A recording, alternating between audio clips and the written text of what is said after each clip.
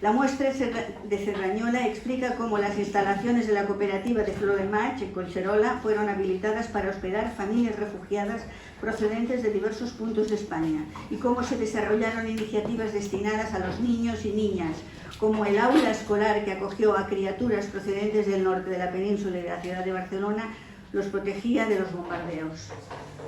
Pero a medida que pasaban los meses aumentó la afluencia de refugiados del sur de Cataluña que huían a un frente de guerra cada vez más cercano.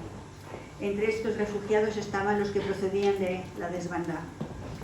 De todo esto nos hablará ahora Ani Gali, a la que reitero nuestro agradecimiento por su presencia hoy en Cerdañola. Huir de Málaga en febrero de 1937 por la carretera de Málaga-Almería para alcanzar la zona republicana.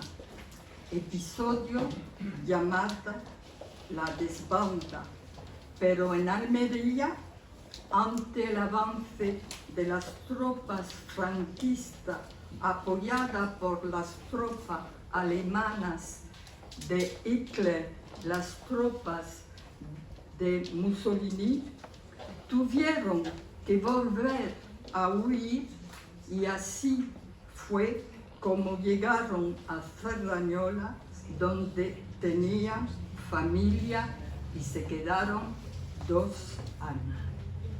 En Cataluña y en Cerdañola vivía toda una rama de mi familia, los Granero González. Es en Cerdañola donde fueron enterrados mis abuelos paternos.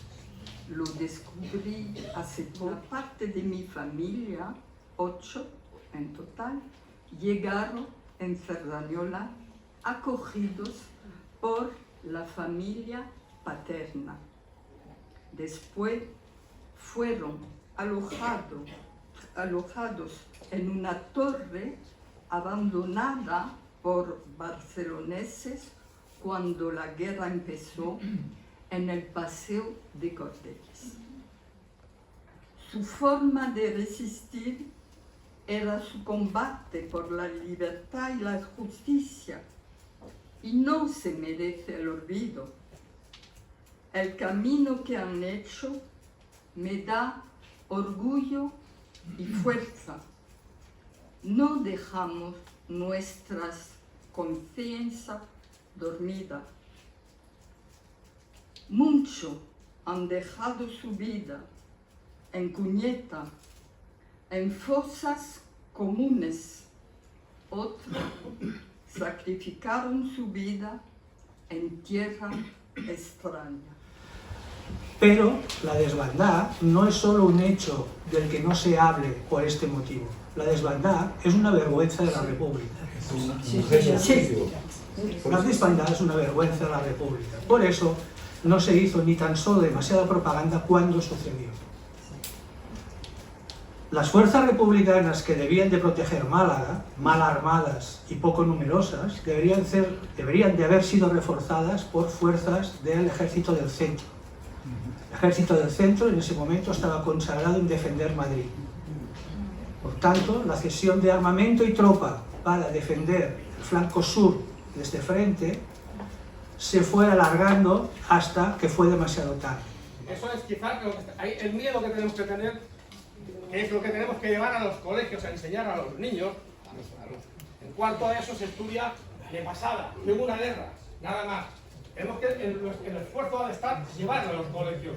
Hace unas décadas ni se llegaba a la guerra civil española. Nunca se llegaba a la guerra. El valor que tiene que esas familias pudieran pasar recogiendo a los niños, protegiéndolos y llevándolos allí. Eso es importante para la gente que se marchó. También quiero recordar que mucha gente aquí, bueno, muchísima gente, yo creo que la totalidad, desconocía, incluso yo desconocía cuál había sido el camino que había tomado mi padre durante la guerra. Lo que decía usted misma, que era que jamás nadie habló, si allí tenían miedo, aquí estuvieron terrorizados. Y no sé, está Sierra Nevada, mi padre estuvo también por allí, soy de Granada, ya dicho, de Santa Fe, para decirlo más. Y claro, bueno, parlo catalán una mica, pero ya ve mi acento, ¿eh?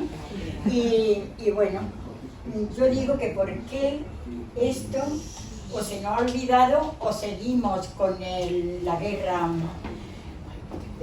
teniéndola, la de Gaza, la de estos niños que les lavaban el otro día la cara y ahí que no podían comer y no podían, y muertos. ¿Cuántos niños muertos? ¿Por qué está sucediendo esto también hoy día?